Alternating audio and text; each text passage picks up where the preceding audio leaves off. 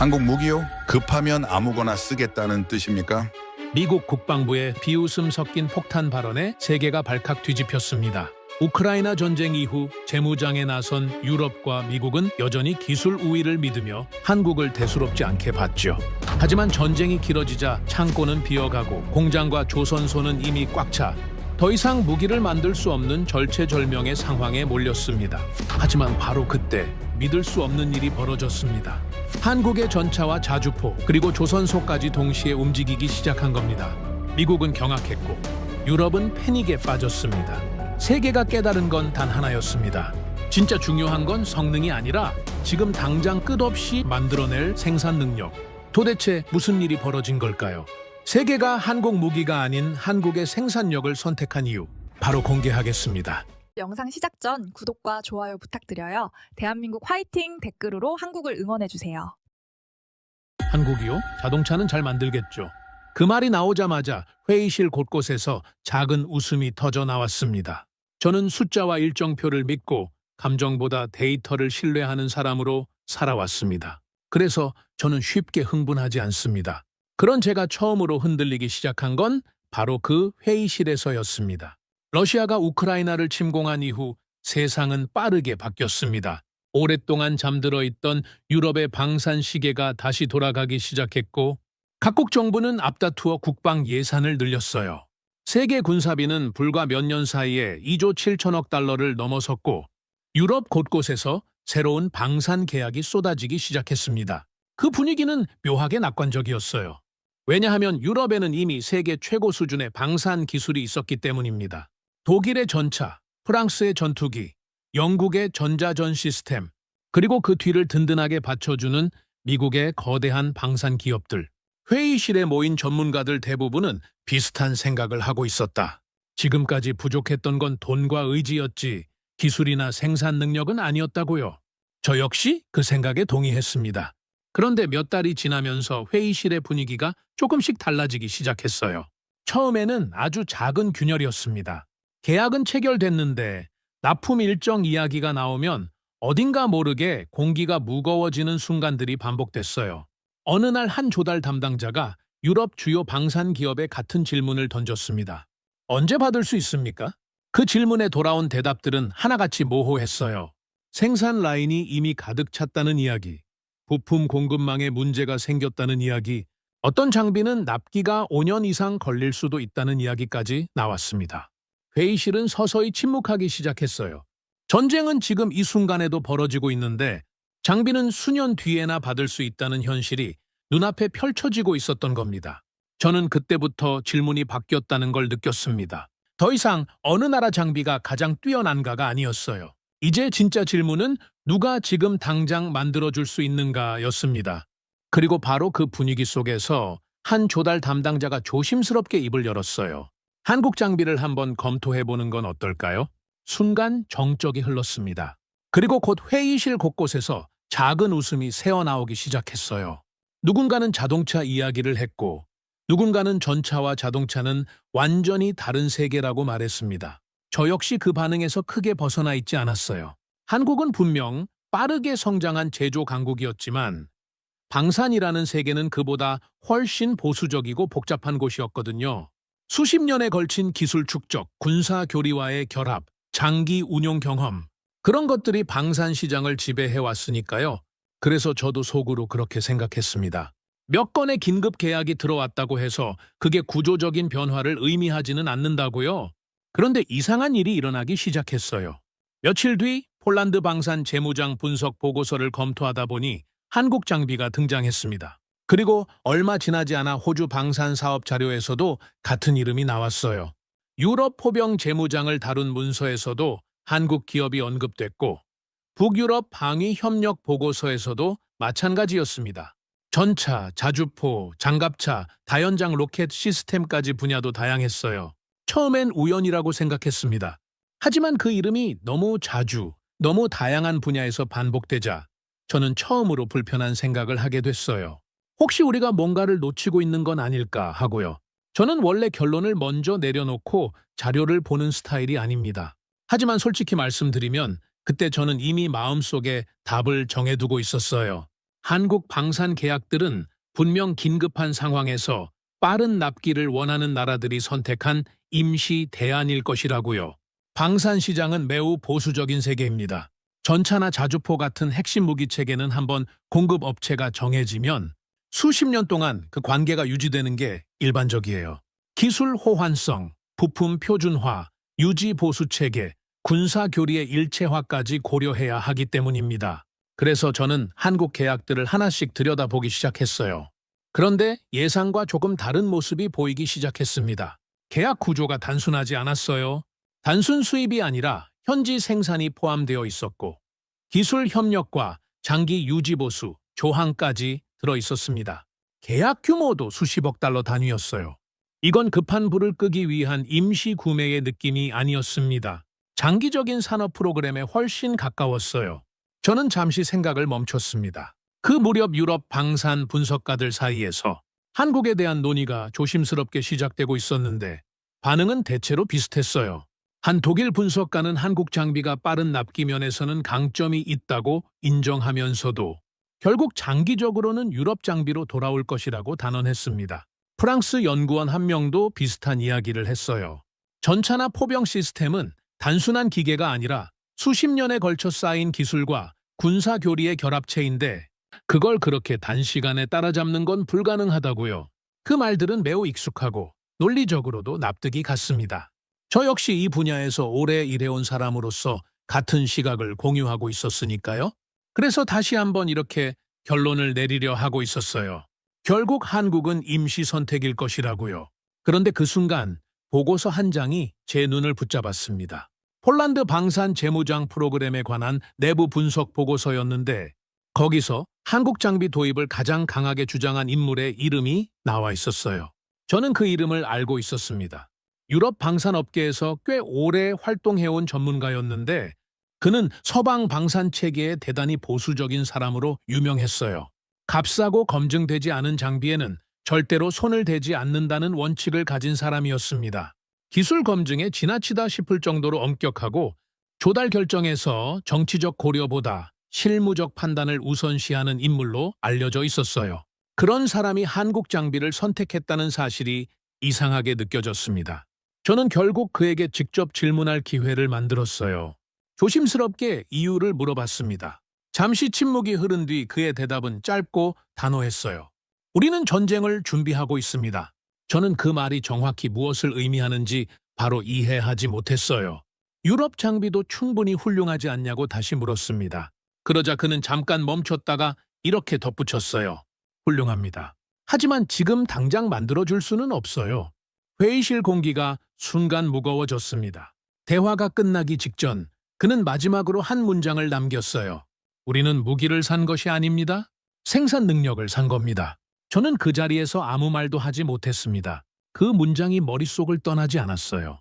무기가 아니라 생산 능력이라는 표현은 단순한 비유가 아니었습니다. 그건 방산 조달의 기준이 근본적으로 바뀌고 있다는 신호였어요. 그리고 그 순간부터 저는 다른 질문을 하기 시작했습니다. 한국은 단순히 무기를 잘 만드는 게 아니라면 도대체 어떤 산업 기반이 그 생산 능력을 만들어냈을까 하고요. 그 질문은 저를 전혀 예상치 못한 방향으로 이끌어가기 시작했습니다. 저는 그날 밤 책상 앞에 오래 앉아 있었습니다. 방산 분석가로 27년을 일해오면서 저는 항상 같은 방식으로 무기를 봤어요.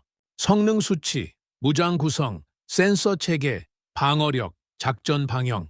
그래서 한국 방산을 본격적으로 조사하기 시작했을 때도 저는 자연스럽게 그 방식으로 접근했습니다. K9 자주포, K2 전차, 레드백 장갑차, 천무다연장 로켓 시스템, 각 장비의 재원을 하나씩 유럽 장비와 비교해봤어요.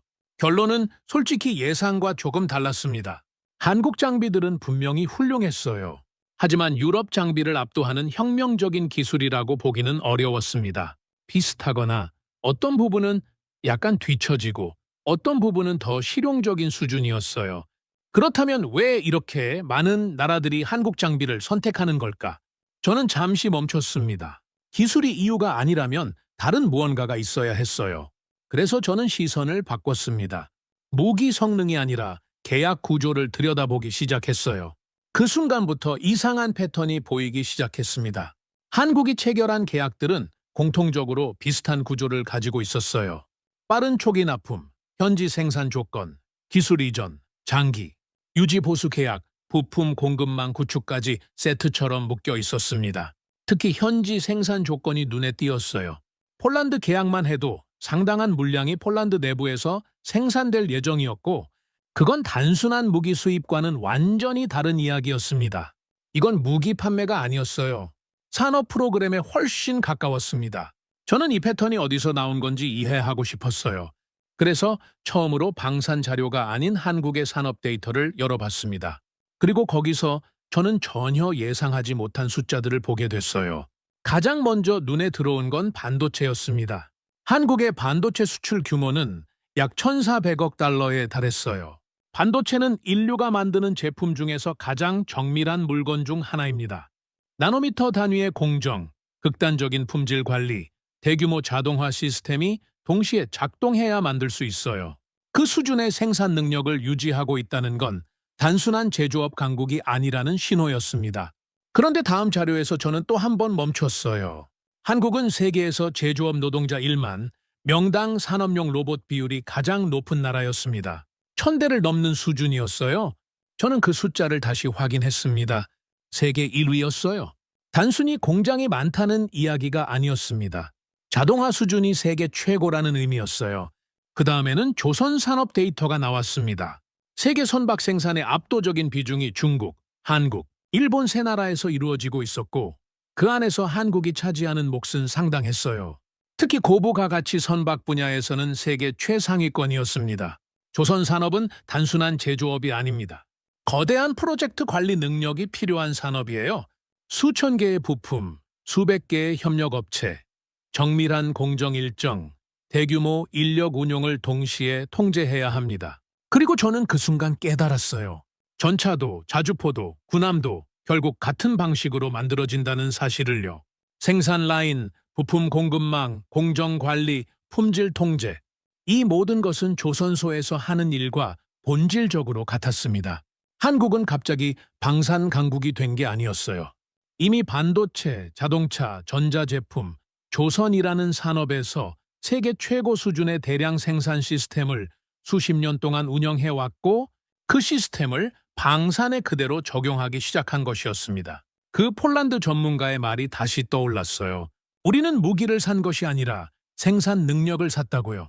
이제 저는 그 말의 무게를 훨씬 더 선명하게 느낄 수 있었습니다. 하지만 여기서 또 하나의 질문이 남았어요. 한국은 왜 이렇게까지 생산 능력을 키워놓고 있었을까요? 저는 지도를 열었습니다. 한반도를 바라봤어요. 그리고 북쪽에 있는 나라를 봤습니다. 그 순간 모든 퍼즐이 하나의 그림으로 맞춰지기 시작했어요. 한국의 산업 기반을 확인한 뒤 저는 잠시 안도했습니다. 퍼즐이 어느 정도 맞춰진 것 같은 느낌이었어요. 하지만 저는 오래 일해온 분석가입니다. 안도감이 드는 순간이 오히려 가장 위험한 때라는 걸 경험으로 알고 있어요. 그래서 저는 다시 의심하기 시작했습니다. 제조 능력이 뛰어나다는 건 분명히 인정할 수 있었어요. 반도체, 조선, 자동차, 그 분야에서 한국이 세계 최상위라는 사실은 숫자로도 확인됐으니까요. 그런데 군사 시스템은 그런 산업들과 근본적으로 다른 세계입니다. 전차 한 대가 전장에 나가면 그냥 달리고 쏘는 기계가 아니에요. 소프트웨어가 업데이트되어야 하고 새로운 전술 환경에 맞게 개량되어야 하며 부품이 끊임없이 공급되어야 합니다. 20년, 30년 동안 운용되면서 끊임없이 진화해야 하는 시스템이에요. 그리고 그 과정에는 단순한 제조 능력 이상의 무언가가 필요합니다. 실전 경험, 군사 교리의 축적, 전장 환경에서 검증된 신뢰성. 이런 것들은 공장에서 만들어지는 게 아니거든요. 저는 다시 유럽 방산 전문가들을 찾아갔습니다. 한 영국 방산 컨설턴트는 한국 장비가 나쁘다는 게 아니라는 전제를 달면서 이렇게 말했어요. 진짜 시험은 20년 뒤에 옵니다. 그 말은 꽤 날카로웠습니다. 유럽 방산 기업들은 수십 년에 걸쳐 장비를 운용하면서 수많은 문제를 개선해 왔어요.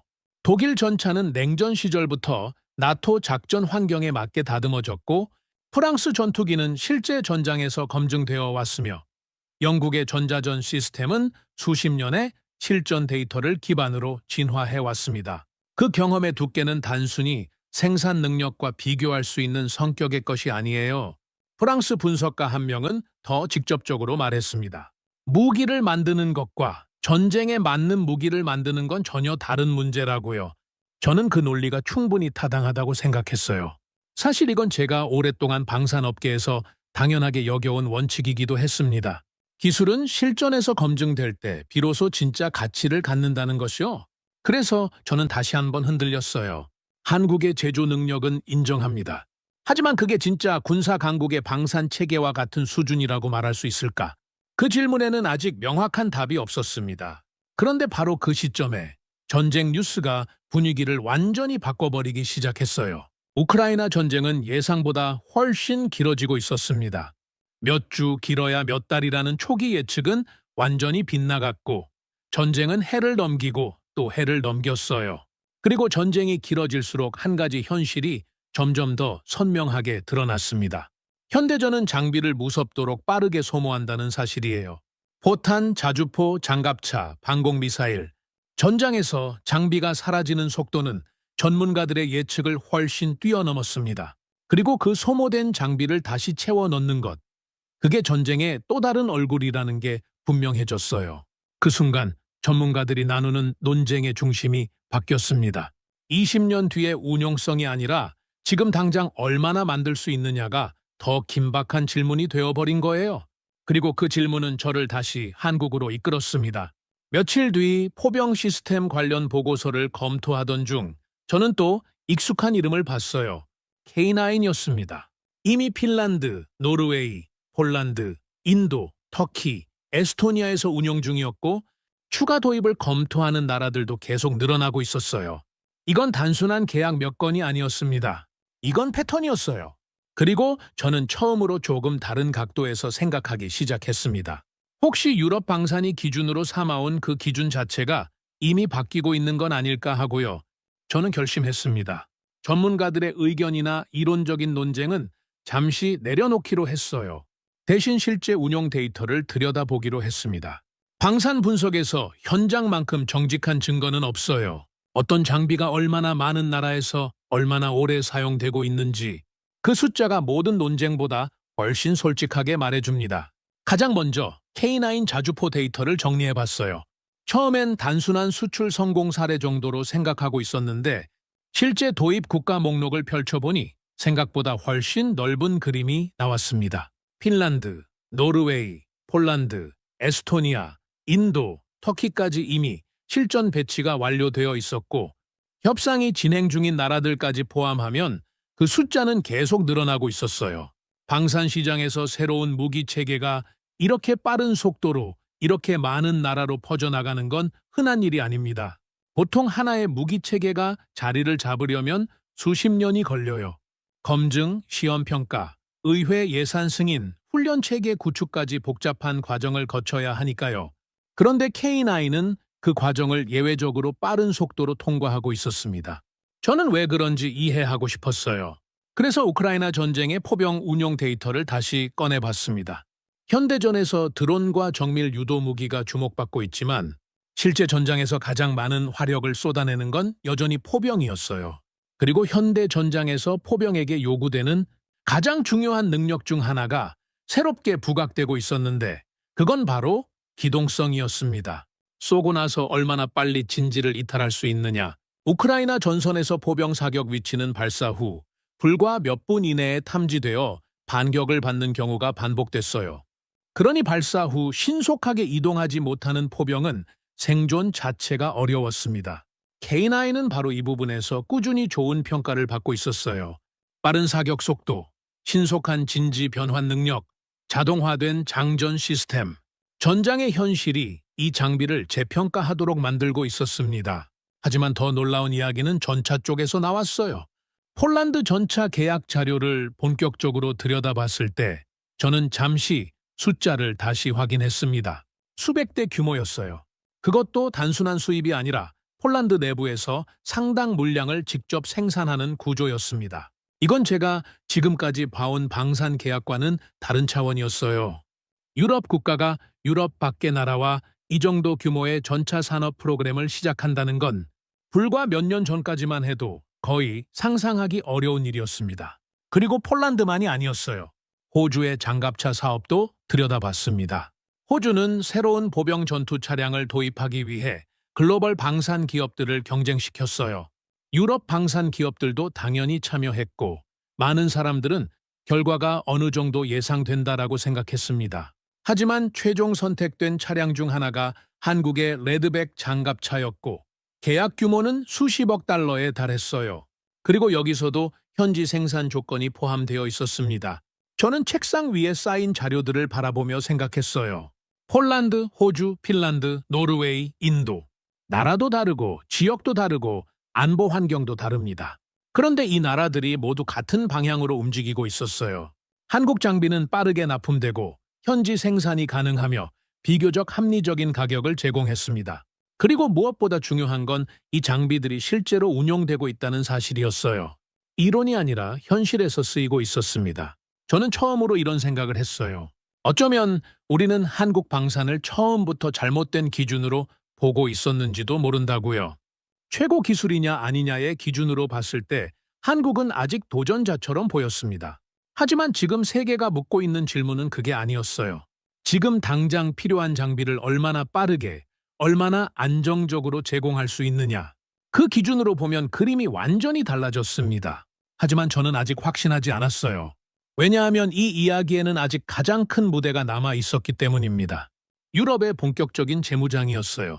그 거대한 시장에서 한국이 정말 자리를 잡을 수 있을지, 그건 아직 아무도 확인하지 못한 이야기였습니다. 전쟁은 많은 것을 바꿉니다. 전략도 바꾸고, 동맹 관계도 바꾸고, 때로는 한 산업 전체의 질서를 뒤흔들어 놓기도 해요. 저는 그 변화를 이론적으로는 알고 있었습니다. 하지만 눈앞에서 직접 목격하는 건 전혀 다른 경험이었어요. 전쟁이 예상보다 훨씬 길어지면서 유럽 국가들은 점점 더 많은 장비를 전선으로 보내기 시작했습니다. 포탄, 자주포, 장갑차, 방공 시스템. 지원은 계속됐고 전장에서 소모되는 속도는 어떤 예측보다도 빨랐어요. 그리고 어느 순간 조용하지만 충격적인 현실이 드러나기 시작했습니다. 유럽 각국의 군 창고가 빠르게 비어가고 있었어요. 이건 단순히 재고가 줄어드는 문제가 아니었습니다. 수십 년 동안 유럽 군대는 대규모 재래식 전쟁을 상정하지 않는 방향으로 구조를 짜왔어요. 냉전이 끝난 이후 전쟁 가능성이 낮아졌다는 판단 아래 많은 나라들이 전문화된 소규모 군대 체제로 전환했고 대규모 장비 비축보다는 전개화와 효율화에 집중했습니다. 그 선택은 당시에는 합리적이었어요. 하지만 장기전이 시작되자 그 구조의 취약점이 한꺼번에 드러났습니다. 창고는 비어가고 있는데 채워 넣을 속도가 턱없이 부족했어요. 유럽 정부들은 방산 기업들과 긴급 회의를 이어갔습니다. 각국에서 같은 질문이 반복됐어요. 얼마나 빨리 만들 수 있습니까? 그리고 돌아온 대답들은 하나같이 조심스러웠습니다. 생산 라인이 이미 꽉 차 있다는 이야기, 부품 공급에 문제가 생겼다는 이야기, 어떤 장비는 납기를 5년 이상으로 봐야 한다는 이야기까지 나왔어요. 저는 그 회의들의 분위기를 전해 들으며 묘한 감정을 느꼈습니다. 바로 몇 년 전까지만 해도 저를 포함한 많은 전문가들이 유럽 방산의 기술력이 모든 문제를 해결해 줄 것이라고 믿었거든요. 하지만 현실은 달랐어요. 기술은 있었습니다. 다만 지금 당장 충분히 만들어낼 수 있는 능력이 부족했어요. 그리고 이 현실이 방산 시장의 기준을 조용하지만 근본적으로 바꾸기 시작했습니다. 조달 담당자들의 우선순위가 달라졌어요. 이전까지 모든 계약의 중심에는 성능이 있었습니다. 어느 나라 장비가 가장 뛰어난가? 어느 기업의 기술이 가장 앞서 있는가? 하지만 이제 그보다 먼저 확인해야 할 것이 생겼어요. 누가 지금 만들 수 있는가? 얼마나 빠르게 납품이 가능한가? 성능과 브랜드와 전통이 여전히 중요하기는 했지만 그 앞에 생산 능력이라는 새로운 기준이 자리를 잡기 시작했습니다. 저는 그 순간 다시 폴란드 전문가의 말을 떠올렸어요. 무기를 산 것이 아니라 생산 능력을 샀다는 그 문장이요. 그는 이미 그걸 알고 있었던 겁니다. 회의실에서 우리가 웃고 있을 때 그는 이미 전쟁이 진짜로 무엇을 요구하는지를 보고 있었던 거예요. 그리고 바로 그 무렵 방산 시장의 시선이 새로운 방향으로 천천히 움직이기 시작했습니다. 전통적인 방산 강국만이 아니라 생산 속도와 대량 제조 능력과 공급망, 안정성을 갖춘 나라들이 새롭게 주목받기 시작한 거예요. 그리고 저는 또 한 번 익숙한 이름을 만났습니다. 한국이었어요. 이번에는 전차 계약이나 자주포 생산 이야기가 아니었습니다. 조선소에서도 그 이름이 등장하고 있었어요. 미국 해군이 한국 조선소에서 함정 정비 작업을 진행했다는 소식이었습니다. 처음엔 작은 기사처럼 보였어요. 하지만 저는 그 의미를 즉시 이해했습니다. 미국 해군은 세계에서 가장 강력한 해군이에요. 그 해군이 동맹국의 조선소를 활용하기 시작했다는 건 단순한 정비편의 문제가 아니었습니다. 그건 산업 능력에 대한 신뢰였어요. 기술을 믿는다는 것, 생산 체계를 믿는다는 것, 그 나라의 산업 인프라 전체를 신뢰한다는 표현이었습니다. 저는 자리에서 잠시 일어나 창밖을 바라봤어요. 뭔가 큰 변화가 일어나고 있다는 느낌이 점점 선명해지고 있었습니다. 바다에서도 육지에서도 같은 방향의 이야기가 반복되고 있었어요. 이건 단순한 방산 이야기가 아닐지도 모른다는 생각이 들었습니다. 그리고 그 생각은 곧 하나의 확신으로 바뀌기 시작했어요. 유럽 재무장이라는 말이 회의실을 가득 채우던 그 시기에 가장 먼저 행동으로 옮긴 나라는 폴란드였습니다. 폴란드는 지리적으로 러시아와 가까운 나라예요. 그들에게 안보 위협은 뉴스 속 이야기가 아니라 국경 너머에서 실시간으로 진행되는 현실이었습니다. 그래서 그들의 재무장 계획은 다른 유럽 국가들과는 차원이 달랐어요. 목표는 분명했습니다. 유럽에서 가장 강력한 육군을 만드는 것, 전차, 자주포, 다연장 로켓 시스템, 모든 분야에서 빠르게 전력을 끌어올려야 했어요. 폴란드는 당연히 유럽 방산 기업들과 먼저 협상 테이블에 앉았습니다. 기술력 면에서는 의심할 여지가 없었어요. 하지만 협상이 진행될수록 같은 문제가 반복해서 등장했어요. 납기였습니다. 유럽 방산 기업들이 제시한 납품 일정은 폴란드가 원하는 속도와는 거리가 멀었어요. 생산 라인은 이미 수년치 일정이 채워져 있었고 원하는 물량을 원하는 시기에 받으려면 몇 년을 기다려야 했습니다. 폴란드에게는 그 시간이 없었어요. 러시아와 국경을 맞댄 나라가 방산 납기를 수년씩 기다릴 수는 없었으니까요. 그래서 협상팀은 다른 선택지를 찾기 시작했습니다. 그리고 그 과정에서 한국이 등장했어요. 처음에는 많은 사람들이 이 선택을 의아하게 봤습니다. 유럽 국가가 육군의 핵심 전력 프로그램을 유럽 팍 나라와 함께 진행한다는 건 매우 이례적인 일이었거든요. 방산 시장은 오랫동안 미국과 유럽 중심으로 돌아왔고 그 질서는 꽤 견고했습니다. 그런데 한국과의 협상은 예상보다 빠르게 진행됐어요. 한국이 제시한 조건들은 폴란드가 원하는 것과 거의 정확히 맞아떨어졌습니다. 빠른 초도 납품, 대량 생산 보장, 기술 협력, 폴란드 현지 생산까지 한 패키지로 제안됐어요. 폴란드 입장에서는 매우 매력적인 조건이었습니다. 계약이 공식 발표됐을 때 방산업계 전반에 작지 않은 충격이 퍼졌어요. 규모가 예상보다 훨씬 컸거든요. 전차 수백 대, 대규모 자주포, 다연장 로켓 시스템, 그리고 상당한 물량이 폴란드 안에서 직접 생산되는 구조였습니다. 저는 그 소식을 접하면서 잠시 말을 잃었어요. 이건 무기를 수입하는 계약이 아니었습니다. 산업협력 프로그램이었어요. 한국이 무기만 팔고 간 게 아니라 생산 시스템과 기술까지 함께 가져온 거였습니다. 폴란드 계약이 세상에 알려지자 유럽 방산 시장의 분위기가 조금씩 달라지기 시작했어요. 처음엔 많은 전문가들이 이걸 특수한 상황에서 발생한 예외적인 사례로 설명하려 했습니다. 전쟁 위협이 코앞에 있는 나라의 특별한 선택이라고요. 하지만 시간이 지나면서 다른 나라들도 같은 질문을 하기 시작했어요. 한국 장비는 얼마나 빨리 받을 수 있냐는 질문이요. 그건 이제 더 이상 엉뚱한 질문이 아니었습니다. 자연스러운 질문이 되어가고 있었어요. 그 무렵 조선소에서 들려온 소식이 하나 더 있었습니다. 미국 해군 함정이 한국 조선소에서 정비를 받았다는 이야기였어요. 표면적으로는 작은 뉴스처럼 보였지만 저는 그 안에 담긴 의미를 이해했습니다. 세계 최강의 해군이 동맹국 조선소의 능력을 신뢰하고 활용하기 시작했다는 건 단순한 편의나 비용 절감의 문제가 아니에요. 그건 산업 인프라 전체에 대한 공식적인 신뢰 표현이었습니다. 육지에서도 바다에서도 같은 방향의 이야기가 반복되고 있었어요. 저는 그때 처음으로 이렇게 생각했습니다. 이건 단순히 계약 몇 건의 이야기가 아니라고요. 뭔가 훨씬 더 큰 변화의 시작일지도 모른다고요. 그리고 그 변화의 이유를 제대로 이해하려면 저는 처음 질문으로 다시 돌아가야 했습니다. 도대체 한국은 왜 이런 준비가 되어 있었을까요? 저는 책상 앞에 앉아 지도를 펼쳤습니다. 한반도를 바라봤어요. 그리고 북쪽에 있는 나라를 바라봤습니다. 그 순간 그동안 흩어져 있던 이야기들이 하나의 선으로 연결되기 시작했어요. 한국은 매우 특이한 나라입니다. 아직도 공식적으로 전쟁이 끝나지 않은 나라예요. 정전협정이 맺어진 것이지 평화협정이 체결된 것이 아닙니다. 그리고 북쪽에는 세계에서 가장 예측하기 어렵고 가장 호전적인 군사 국가 중 하나가 있어요. 이 현실은 한국에게 선택이 아닌 의무를 만들었습니다. 강력한 군대를 유지해야 했고 대규모 포병 전력을 갖춰야 했으며 빠른 동원 능력과 지속적인 군수 생산 능력을 항상 유지해야 했어요. 냉전이 끝나고 유럽과 미국이 방산 생산 규모를 줄이던 시기에도 한국은 생산 라인을 멈출 수 없었습니다. 전차를 계속 만들었고 자주포를 계속 생산했으며 탄약과 장갑차를 꾸준히 만들어 왔어요.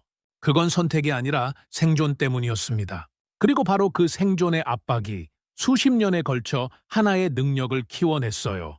멈추지 않는 대량 생산 능력이요. 저는 거기서 한 발 더 들어갔습니다. 한국은 방산만 잘하는 나라가 아니에요. 반도체 산업에서 세계 최상위 수준을 유지하고 있고 고부가 가치 선박 분야에서는 세계 시장을 이끌고 있으며 자동화 분야에서는 제조업 로봇 밀도 세계 1위라는 기록을 가지고 있어요. 이 산업들이 따로 존재하는 게 아니었습니다. 같은 뿌리에서 자라난 능력이었어요. 정밀한 공정 관리, 빠른 대량 생산, 안정적인 부품 공급망, 고도화된 자동화 시스템, 이 모든 능력이 반도체 공장에서도 조선소에서도 방산 공장에서도 동일하게 작동하고 있었습니다. 그래서 한국 방산 기업들은 무기만 파는 게 아니었어요. 산업 시스템 전체를 함께 가져올 수 있었던 겁니다. 폴란드의 현지 생산 라인을 구축하고 호주의 기술을 이전하고 북유럽의 장기 유지보수 체계를 세울 수 있었던 건 이 능력이 있었기에 가능했습니다. 저는 창밖을 한동안 바라봤어요. 브뤼셀의 저녁 하늘이 서서히 어두워지고 있었습니다. 27년 동안 이 일을 해오면서 저는 한 번도 방산 시장의 기준이 이렇게 빠르게 바뀔 수 있다고 생각해 본 적이 없었어요. 기술 우위가 전부인 줄 알았습니다. 가장 뛰어난 장비를 만드는 나라가 시장을 지배한다라고 믿었어요. 그런데 전쟁이라는 현실은 그 믿음에 균열을 냈습니다. 지금 당장 얼마나 만들 수 있는가? 얼마나 빠르게 납품할 수 있는가? 파트너 국가의 산업 역량을 이전할 수 있는가? 이 질문들이 새로운 기준이 되어가고 있었어요. 그리고 그 기준으로 세계를 다시 보면 한국은 갑자기 나타난 나라가 아니었습니다. 이미 오래전부터 그 자리에 있었어요. 다만 우리가 보지 않았을 뿐이었습니다. 한국 방산은 앞으로 더 높은 단계를 향해 나아가고 있었어요. 전투기, 해군 함정, 첨단 유도 무기 체계까지 영역을 넓히고 있었고 그 방향은 꽤 진지했습니다. 만약 이 단계까지 성공한다면 한국은 단순한 방산 수출국이 아니라 세계 방산 시장의 진짜 중심 플레이어 중 하나가 되는 거예요. 저는 마지막으로 이런 생각을 했습니다. 세계가 다시 대량 생산 능력과 산업 기반의 가치를 깨닫기 시작한 시대가 왔다면 한국은 그 시대에 가장 잘 준비된 나라 중 하나라고요. 우리는 그동안 한국을 빠르게 성장한 제조국 정도로만 봤습니다. 하지만 그건 틀린 시각이었어요. 한국은 생존을 위해 수십 년을 준비해온 나라였고 그 준비가 지금 세계가 가장 필요로 하는 능력이 되어 있었습니다. 저는 처음 그 회의실에서 웃었던 사람 중 하나였어요. 하지만 지금은 다르게 말할 수 있습니다. 한국을 다시 봤다고요. 아니, 정확하게 말하면 이제야 제대로 보게 됐다고요. 여러분은 이 이야기를 들으시면서 어떤 생각이 드셨나요? 우리가 당연하다고 여겼던 것들을 다시 바라보게 만드는 순간이 있으셨나요? 한국은 위기 앞에서도 묵묵히 실력을 쌓아온 나라입니다. 세상이 가장 힘들 때 가장 필요한 존재가 되어 있었던 나라예요. 구독과 좋아요로 응원해 주시면 더욱 재미있는 이야기로 찾아뵙겠습니다. 감사합니다.